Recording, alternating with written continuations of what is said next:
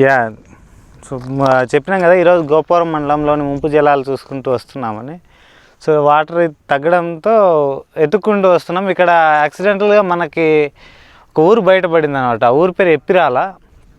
So ఎప్పిరాల పేరు వినగానే అంత ఎగ్జైట్మెంట్ అంటే ఎందుకుందంటే మనకి చరిత్రలో దీని గురించి కైఫియతుల్లో ఉందన్నమాట. దాని అర్థం ఏంటంటే ఎప్పిరాల అనే పేరు ఏపీ రేలా చెట్ల నుంచి వచ్చింది. అంటే ఈ ప్రాంతంలో బేసిక్గా మల్లెంకొండన ఏపీ చెట్లు తక్కువ ఉంటాయి, కానీ ఇక్కడ ఏపీ చెట్లు ఎక్కువ ఉన్నాయంట. సో గతంలో ఒక రాజు ఇక్కడున్న ఏపీ చెట్లను రేల చెట్లను కొట్టేయించి ఊరు కట్టించాడు. అప్పటి నుంచి ఆ ఊరు ఎప్పిరేలా అయింది. ఆ ఎప్పిరేల కాస్త కాలక్రమంలో ఎప్పిరాల అయింది. సో ఇది కాకుండా ఇంకా ఏముంది బద్వేలుకి ఎప్పిరాలతో రిలేషన్ అంటే, ఇప్పుడు బద్వేలు నుంచి బ్రహ్మంగారి మఠం, బద్వేలు, సోమశిల మీదుగా పెంచలకోనకి ఒకప్పుడు బస్సులు ఉండేవి.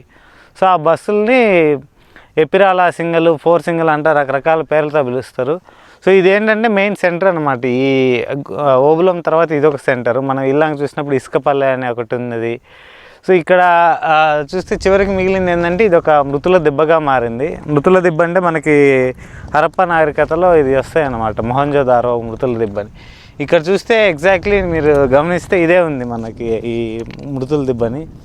ఇవి ఇండ్లు, బావి, ఇది చిన్న కింది బావి, అది చేదురు బావి. ఇక్కడ చూస్తే మనకు ఆ గాడి లాంటి ఉన్నాయని, గాడి అంటే ఎనుములు కట్టేసే గాడి.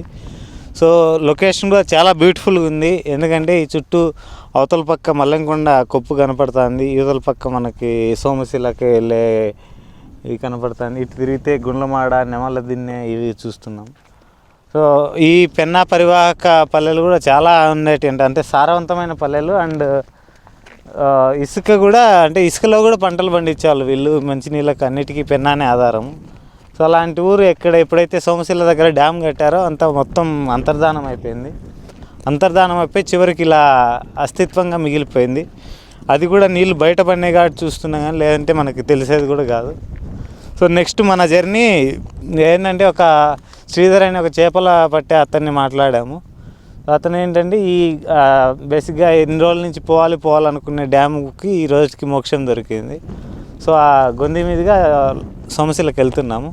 అక్కడికి వెళ్ళిన తర్వాత మళ్ళీ చూద్దాం.